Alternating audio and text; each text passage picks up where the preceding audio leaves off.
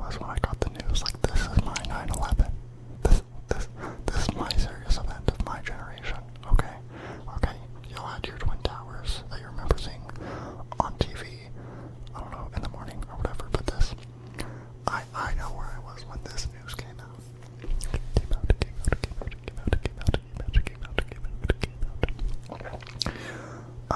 But hi, my name's Noah. I make ASMR content that is focused on whispering. There's gonna be whispering in just about every video, so if it's your favorite trigger, check out my other content. If it's your second favorite trigger, consider checking out my content. If it's your third favorite trigger, maybe watch my content, I don't know. And if it's like your fourth or below, just try it out, I guess. Try something new. Probably not that new, but try it.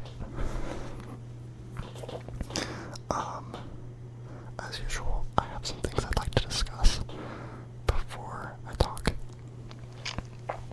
I started school again. Well, I mean, I've been in school, like I never took a break, but winter break happened. That was the break. And now spring semester is here.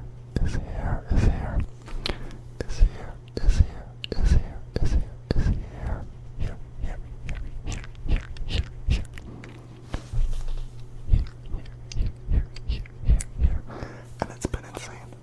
It is week 1 and I'm already stressed out of my mind. I have school 4 days a week, work 4 days a week, and can like hardly find the time to sleep. Now I gotta find time to film videos. I'm actually filming this on Sunday. So if I wasn't ahead in my upload schedule, I would be falling behind right now and you wouldn't have a Sunday upload. Wouldn't that be awful? Luckily I'm a little bit prepared and I'm gonna try and film multiple videos next week as I get the hang of the school semester. We'll see if that works. If I ever end up falling behind, I'm sorry. But just know, this is a challenge. This is a challenge semester for me. A challenge. Like, all my classes require, like, regular assignments, and that hasn't always been the case. Yeah, so it's been a lot. Speaking of that, another thing that I have come to think about and realize is that I think I have like a major fear of public speaking. Because like, I was participating in class on the first day. I had to work myself up to it. Like, I had to think about it for a couple minutes before raising my hand.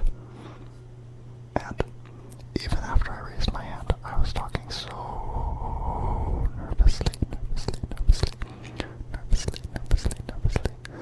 And I was literally shaking. Why is it that every time I raise my hand in the 20-person class, I'm shaking, no matter how cool and valuable my contributions are? Like, I can't do it without shaking. And I've recontextualized this experience now, because now it's like, my most viewed video just hit 700 views, which thank you, by the way. But imagine if it was me speaking to people, like 700 people on a stage. I could not. I don't think I could do that. I really don't think I could do that. 700 people at a time. It's like, these numbers, while in the monetization genre, they're not that, like, gigantic or significant. But imagine talking to 700 people at once. I couldn't do that. So I'm very glad that this form of media is a lot more asynchronous, and there's more degrees of, or more layers of separation between us. Because I'm sorry, but if it was a 1 on 700 interaction, I'm not making it through to the other side. I'm not making it through to the other side.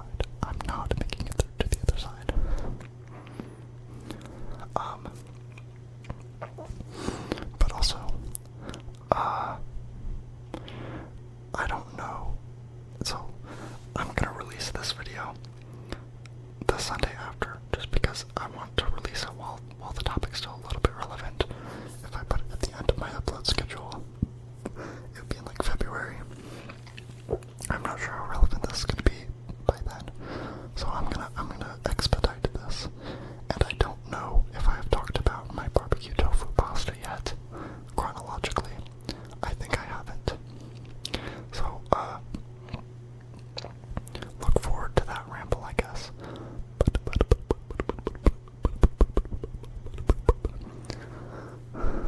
But,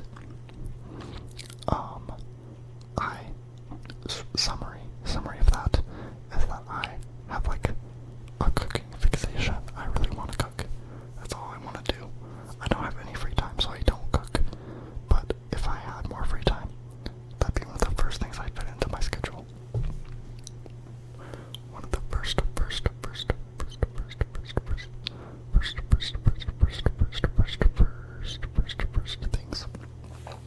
I'd fit in my schedule.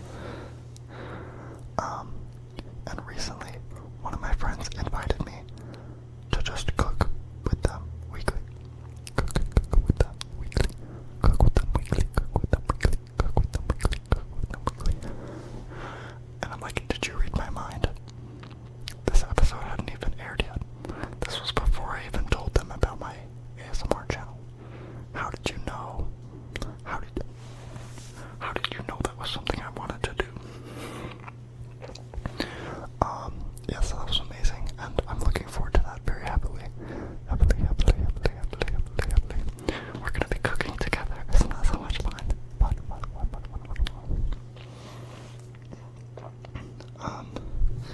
Yeah, and I think amidst the busyness of this semester, little things like that are gonna be like breaths of fresh air. And, things might not turn out so bad after all. Okay.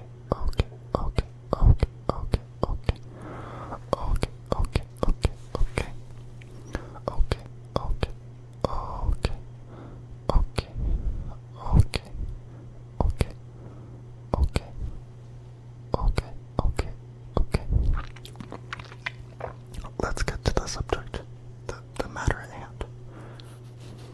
So, MatPat has made some very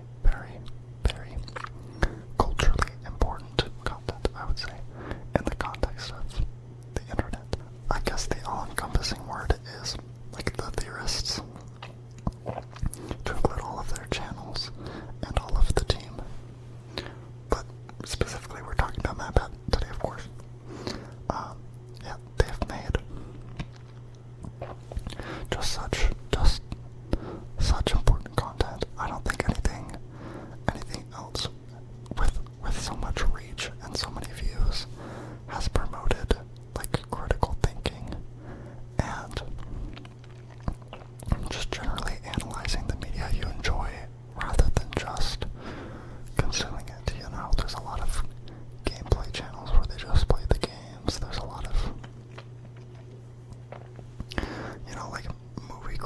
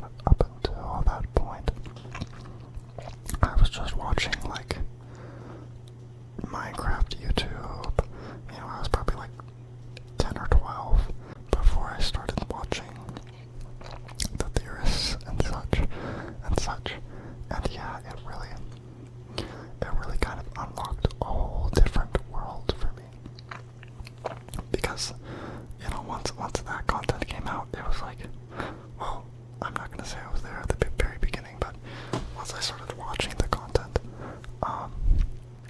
it was really, it felt like the best stuff on YouTube. You know, it made me want to intellectualize my world more and more critically think and analyze, like, just regular everyday things. Regular everyday things. Regular everyday things. Regular everyday things. Whenever I was in the mood for expanding the diversity of ideas and things in my, like, YouTube feed, I never quite found something that is of the same amount of quality, because it's like, it already sounds interesting from the title, you know, because it's again, a game you already play, a film you've already watched, content you've already consumed. It was all already interesting. It was already taking interesting topics and just turning them into ideas and theories and, you know, education.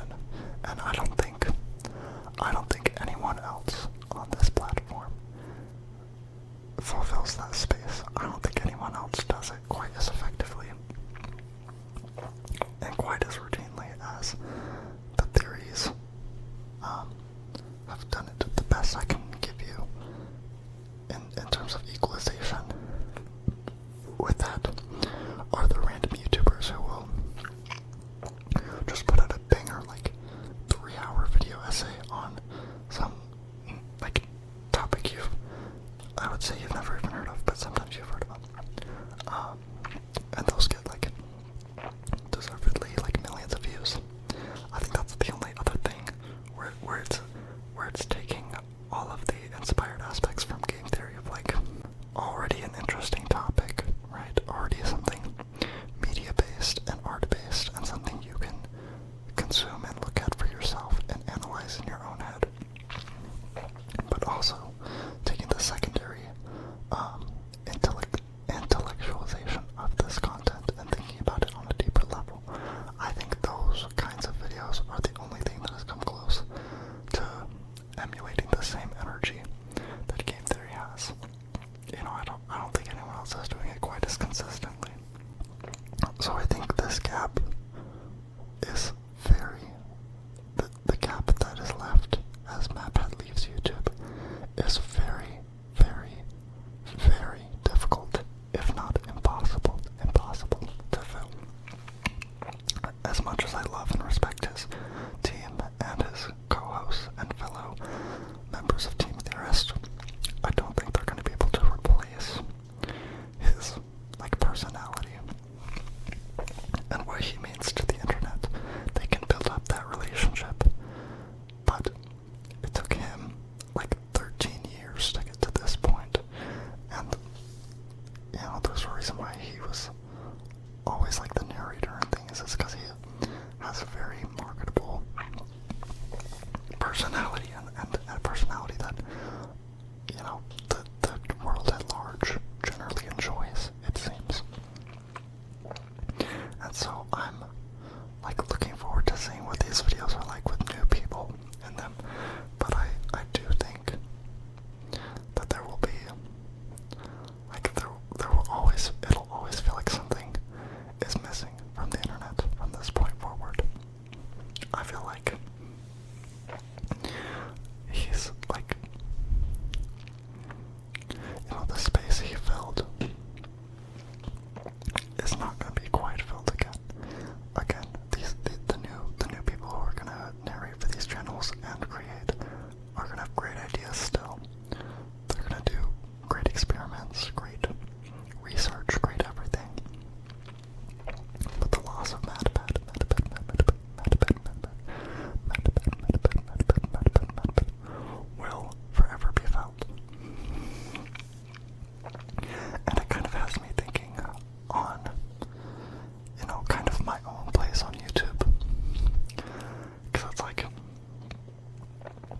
as the older generation of YouTubers retire, the new generation is coming in, and seeing as how my channel, as I'm recording this, is not even a month old. I'm just thinking about, what is the future of my channel? What space am I looking to fill? The way that Game Theory occupied a giant space, while the old YouTubers are retiring, what do the new YouTubers bring to the table that is of equal quality? And I'm gonna say,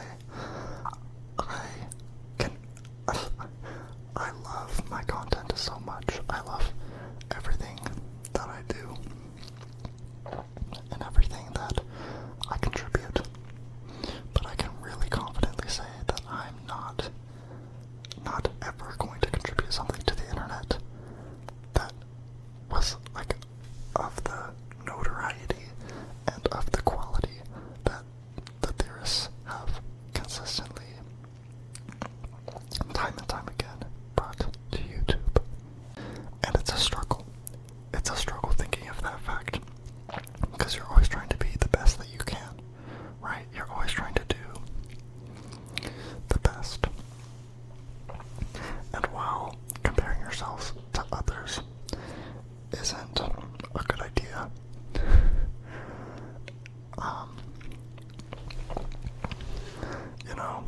there's still going to be that gap. And people's hearts are still going to long for the days when they had that content and when they could get those things. And so, in an attempt to try and appeal to these people, you kind of do have to think of yourself in the context of the old YouTubers. You kind of do have to compare a little bit. And it's difficult to think about just how, I am not going to reach that point. That is just not going to happen. I think even if my channel does blow up one day and get millions of views, hypothetically, if it can even get that much, I will never be that much of a cultural moment. I could release my most masterpiece video, but it will never have that level of influence, and it will never contribute to people's lives what the theorists and MatPat have contributed to mine. So, I'm glad that people like me. I'm glad that I'm here to make relaxing content. I'm glad that I'm here to entertain you maybe a little bit sometimes. But it's just crazy to know that there will always be something a little bit bigger than your aspirations and what you could be. So yeah, as sad as it is, I don't think that gap is ever getting fully filled again. And even if it does get fully filled, it won't be for the first time. It won't be something new. It won't be as beautiful and innovative as it was when Game Theory first started posting, where no matter what we do and what we try, the beauty of having something new, something life-changing, and something so all-encompassing, all-encompassing, all-encompassing, all-encompassing, all-encompassing, all-encompassing, is never coming back. It's never coming back. Never coming back.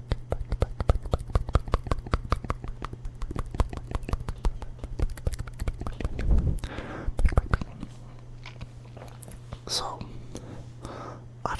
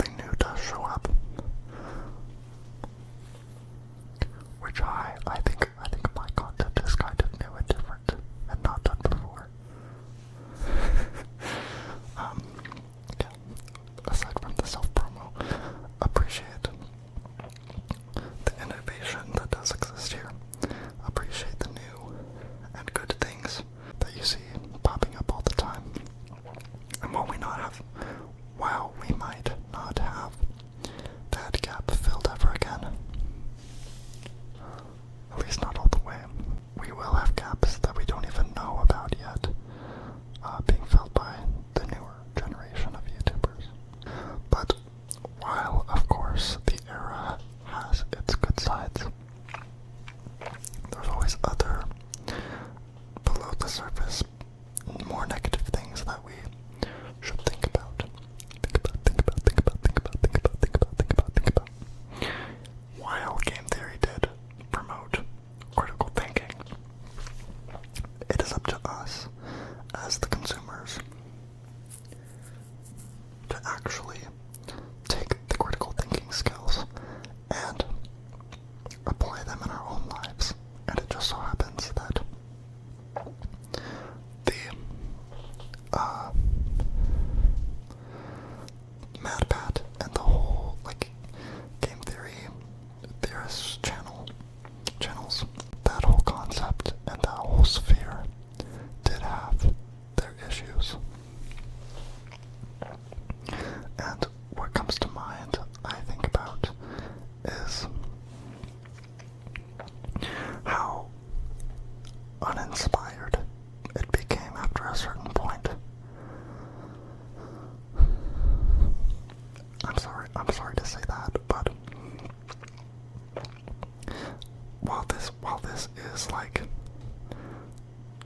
the death of MatPat's contribution to the channel, I feel like you could tell there was some burnout and there was less creativity than there was in the beginning after a certain point. You know, you look at the theories early on, such as I forget all the characters' names, but the one where Rosalia was theorized to be Luigi and Peach's kid, I'm pretty sure. And you could tell that there was some serious passion in that, and there were some serious educational topics. You could tell it was something he really cared about. You could tell that back then, this was content he wanted to make, and this was his contribution to YouTube and the world in general, I guess. You could tell it was a lot more of his heart was in it, and it was a lot more genuine. It was a lot more genuine. But ever since he's been running these,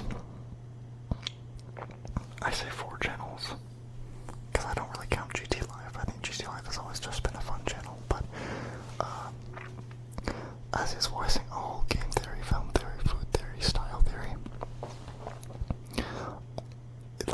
he only has so much energy to be inspired and to do uplifting and innovative things. So we look at the further generation, well, not generation, but just the further evolution of the content of these channels. And you can see it's a lot less inspired than it was back in the day. Because a lot of it just became content. You know, once he was making good money off of it, you could see that a lot of the videos were just for the money. They would have the veneer of trying to look intellectual as usual, and they would make claims and they would have theories, but they would be so much less backed up, so much less time, so much less effort, and so much less care was put into them. 3, 2, 1. So much less care was put into them. And I think that is something to be upset about as well, in the chronology of his retirement. One that really stands out to me, if you want an example, is that when he did a theory on The Good Place, which is a show that I watched and I genuinely enjoyed, and had a really good time with. He did a little theory on that, and the way he made the theory was so uninspired that he literally said that the format of the theory was something that he's done many times before. He was saying oh, it's a typical reversal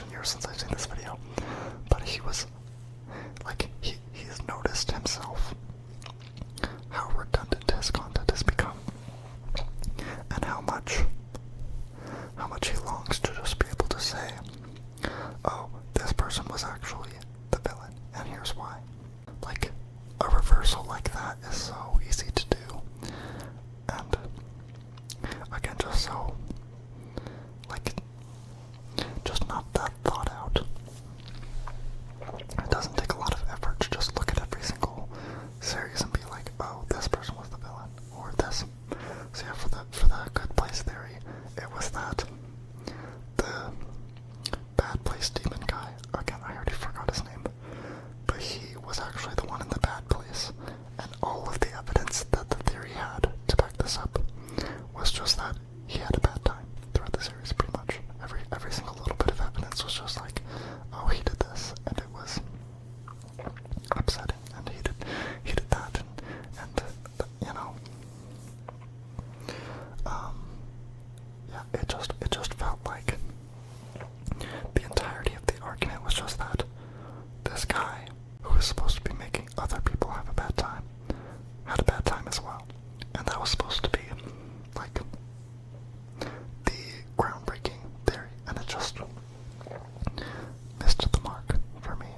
And if you watch the video, Bad Film Theories by Big Joel, Bigjoel, Bad the Film Theories, and I think there's like a sequel to it too, you can see there's kind of a pattern of this.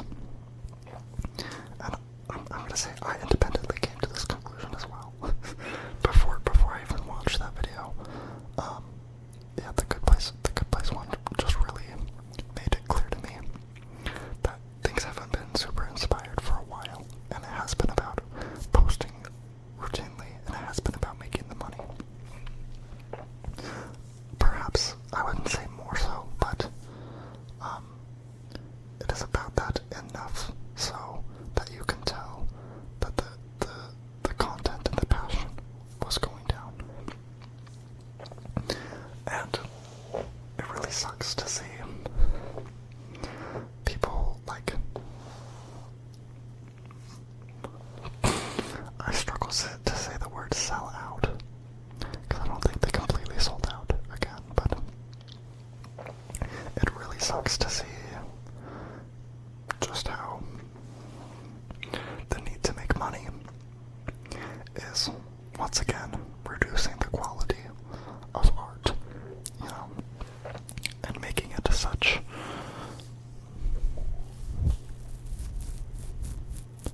changing it so fundamentally in a way that it feels almost lifeless compared to what it used to be. And yeah, I just, in the context of his retirement, it makes complete sense to me that he was getting burned out. You know, he voiced a lot of things. I bet he was a lot of the ideas behind it as well. And, you know, all of that time and effort behind the scenes, I'm sure it all just kind of got to him one day. Or at least over time, maybe not one day, but you know. And yeah, as much as it sucks that he is retiring, at the same time, like, I feel like the theorist channels haven't super, I'd say they've changed, you know. There's still episodes that were clearly done out of passion, and clearly done because they really like the topic and they are inspired, and there are still well done videos, of course, but if they have a bad idea, they're still going to go through with it. They're still going to go through with it because they need an idea. And so I guess that while this major event is depressing, I also just think it's been depressing for a little while, and that's kind of part of why most of what I watch of them now are the GT lives, because those stayed fun, and they stayed fresh, and they stayed just genuine in accordance with passion and with creativity.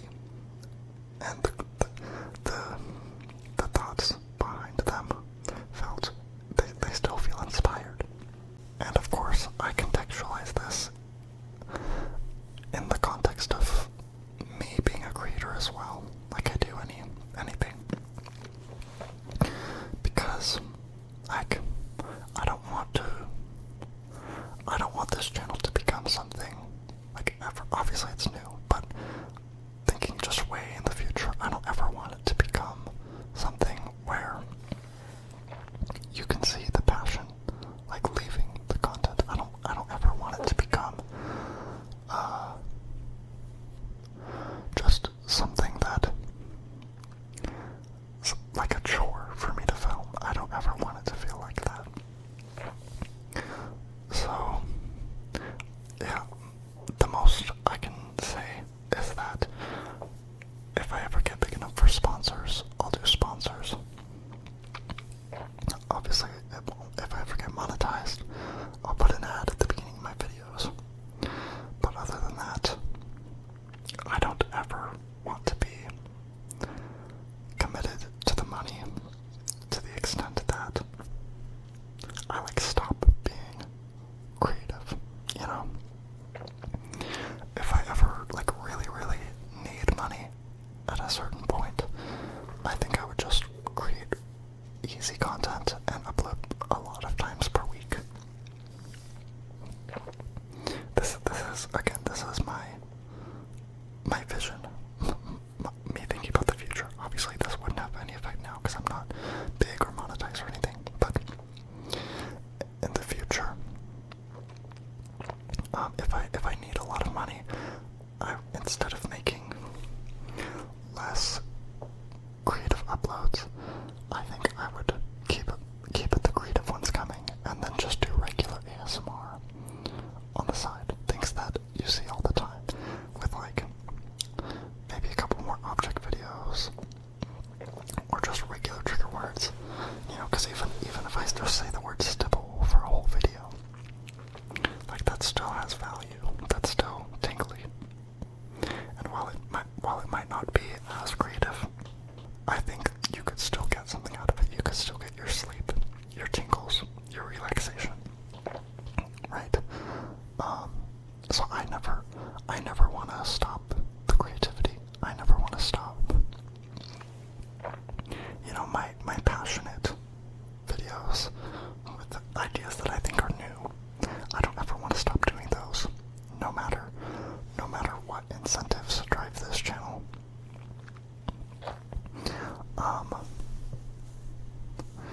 Yeah, and if it ever gets to the point where I need to be making more money, I'd rather just give you more regular ASMR uploads, as opposed to letting the need for it consume my passion. I hope it never really gets to the point where I have to pick one or the other.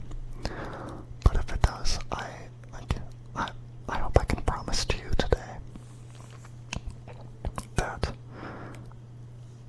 it's just never going to reach the point where I stop, my own creative visions and stop my own passions. I think that's all I have to say, though.